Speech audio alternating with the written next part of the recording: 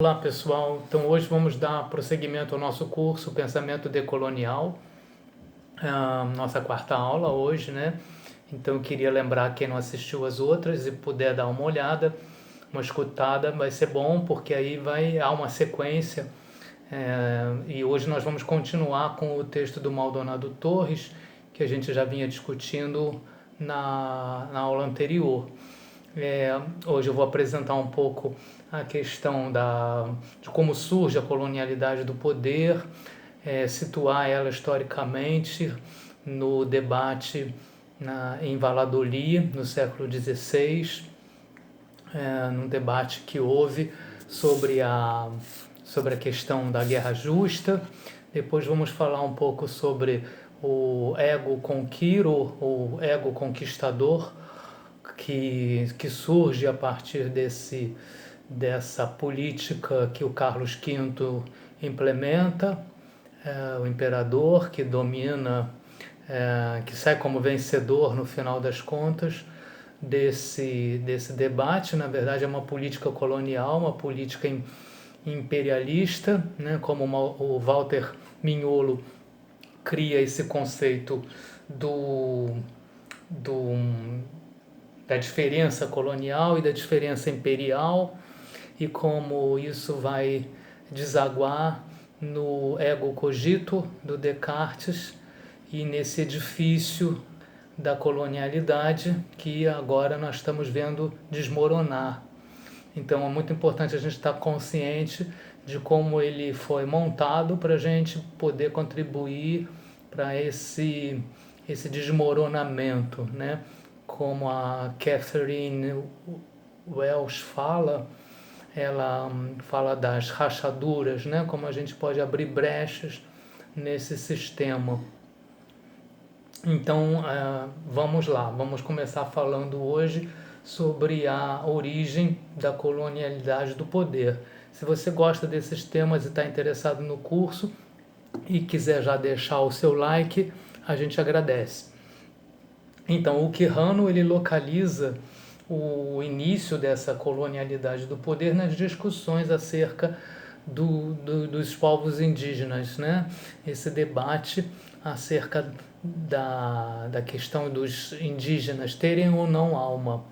E aí eu fui nessa pista que o Maldonado Torres dá para a gente no texto dele e encontrei um artigo que vai aparecer aí para vocês, da Renata Almeida Gomes, falando sobre a controvérsia de Valladolid, que aconteceu no século XVI.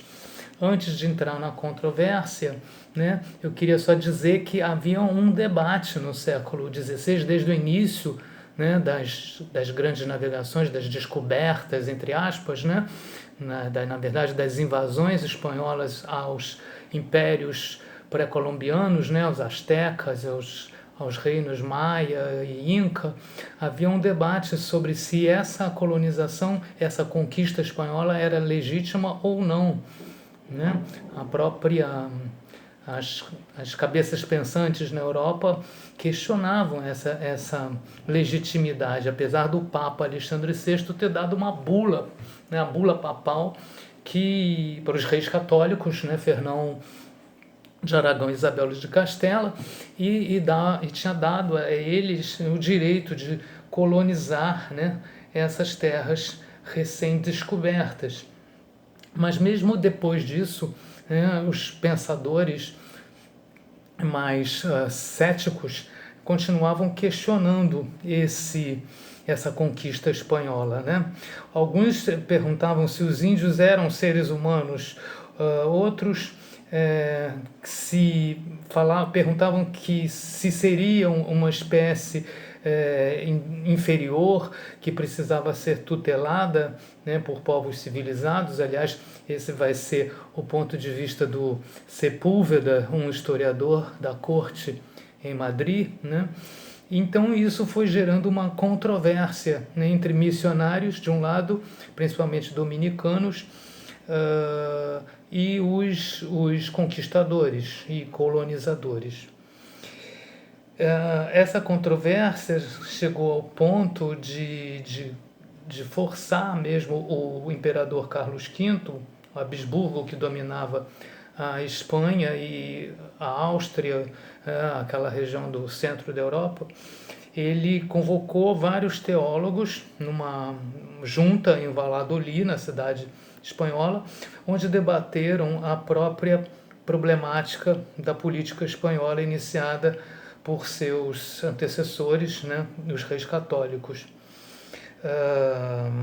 Então, havia uma certa oposição, já desde o início, dos dominicanos à crueldade do sistema de encomendas, que era um sistema que Isabel de Castela tinha criado com o intuito até de proteger os índios, em que eles eram encomendados a determinados latifundiários, descobridores das terras. Mas acabou que esse sistema fez com que os indígenas ficassem nas mãos desses conquistadores, e isso acabou causando uma escravização indígena. Então isso foi denunciado pelos dominicanos, e em 1513 o rei Fernão de Aragão cria uma nova lei chamada Requerimento, que agravou, no fundo, agravou a situação dos indígenas, porque obrigou-os a se sujeitarem à autoridade do rei e do papa, pois, caso contrário, haveria uma guerra justa. É aí que inicia essa ideia de que aqueles que não se subordinassem, né, não aceitassem a autoridade real e papal, seriam servos da coroa. Então, Bartolomeu de las Casas, que era um jovem clérigo dominicano que havia vivido lá entre os povos nativos, ele começa a lutar pelo fim do sistema de encomenda e contra também o uso da força no sistema de evangelização. Ele era partidário, lógico, como católico ele era a favor da evangelização, ele era um missionário, mas por fins pacíficos. E então ele vai seguir alguns outros missionários que o antecederam, dominicanos, nessa defesa desse tipo de contra a crueldade da dominação e na defesa do direito natural dos povos indígenas e contra as práticas violentas, né, ocorridas nas Américas.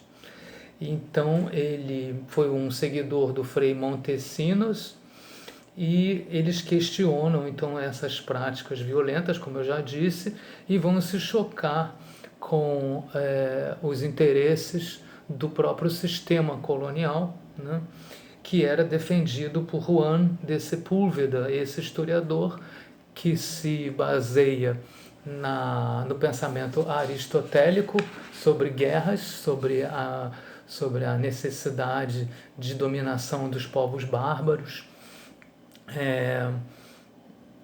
e sobre a questão que ele via como uma necessidade, né, a escravização natural desses povos bárbaros, que vai ser uma forma de justificar, então, o uso da força contra os povos indígenas.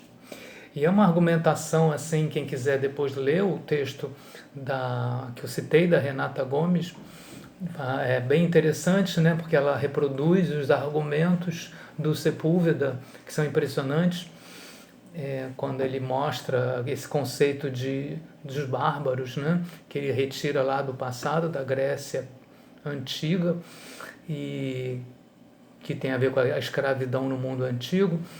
Mas o Bartolomeu de las Casas, ele não aceita que os povos nativos das Américas sejam considerados bárbaros. Ele diz que não se aplica esse conceito, uma vez que ele viveu lá, e ele vai procurar demonstrar a complexidade da organização social e dos costumes indígenas.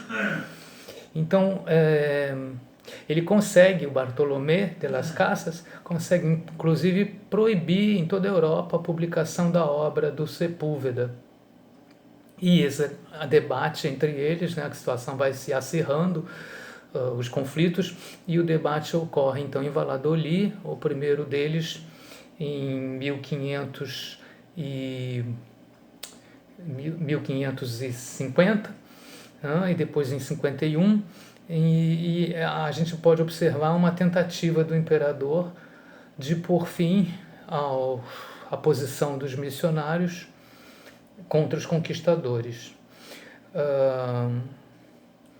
Ele junta, então, teólogos notáveis, né, que dariam um veredito final sobre a querela, e é impressionante que Sepúlveda, então, utiliza esses argumentos de Aristóteles para justificar a ideia de uma guerra justa e da dominação daqueles povos que ele considera como, abre aspas, incapazes de levar uma vida racional e moralmente independente, fecha aspas.